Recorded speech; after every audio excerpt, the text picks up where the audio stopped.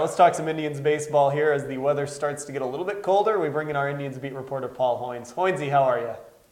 Hi, guys. How you doing today? Doing well, Hoynesy. And Michael Brantley not doing so great. He's going to miss 5 to 6 months with shoulder surgery. It's not really going to go much into the season, but is this something that could have been done sooner or should have been done sooner? You know, the way these things usually work, they usually do this in January. You know, this is the kind of thing that they wait too long on. You know, I guess you could,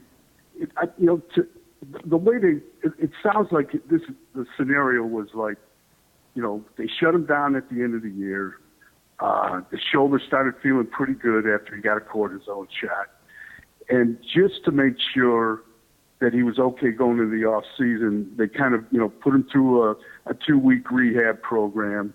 And he started swinging again and felt it, and so they decided to, do the surgery. So, you know, I think, could they have done it sooner? I guess they could have done it right at the end of the year, but you don't want to do surgery. I guess guys have played with torn labrums before, but I think they caught it as quickly as they could in this instance. Does this put more of an emphasis, Hoynesy, on this offseason in trying to find another outfielder? Does that move to the top of the priority list now? Yeah, I think so. I mean, I think that was probably one of their top concerns, you know, just even before they knew about Brantley's shoulder, because, you know, you look at it, they had Michael Brantley, and that was it.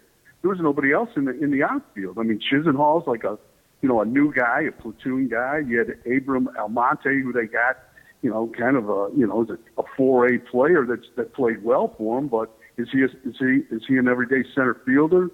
You know, so you had a bunch. Jerry Sands is kind of a platoon, kind of option. So they really didn't have a whole lot. So they were going to have to go out and get an outfielder or promote one of their young guys like Zimmer or Nathan, and put them in the mix. And they also didn't pick up Rayburn's option. So they really, I'm pretty sure they knew they had to get some outfield help.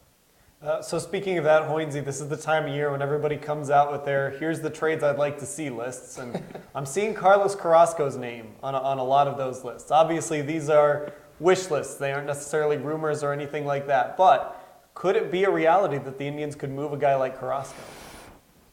Boy, I can see why people want that. He's had, he had a very, very good year this past season. Kind of came, really kind of hit his stride finally. In the second half of 2014. But unless the Indians get a deal where they simply can't walk away from, I don't think they make a deal. I don't think they trade any of those front four guys. I'd be shocked if they did.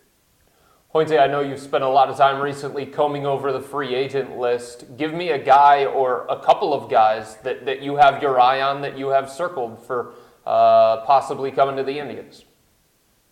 Well, I've got a lot of guys I'd like to see with me. The one guy that intrigues me is Colby Rasmus with Houston. But, unfortunately, he got the qualifying offer tagged to him. I would like to see, he hit I think he set a career high of maybe 20, 25 home runs this past season. He can play center field. He can play all three outfield positions. Hasn't fit in well with clubhouses in Toronto and St. Louis. Finally kind of found a home in Houston, but that qualifying offer where you have to give up the number one is kind of takes him off the table. Real quick, Hoynesy, does Francisco Lindor win Rookie of the Year? I'll tell you, I voted for him. I had a vote. I voted. Him and Correa won too.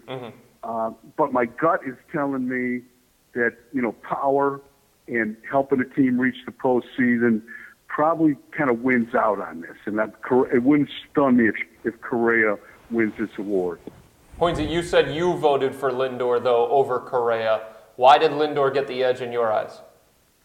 It was really a tough call. I thought, that, Correa, joined a team that was in first place, that was playing well, had kind of the roller coaster ride, but still made the postseason.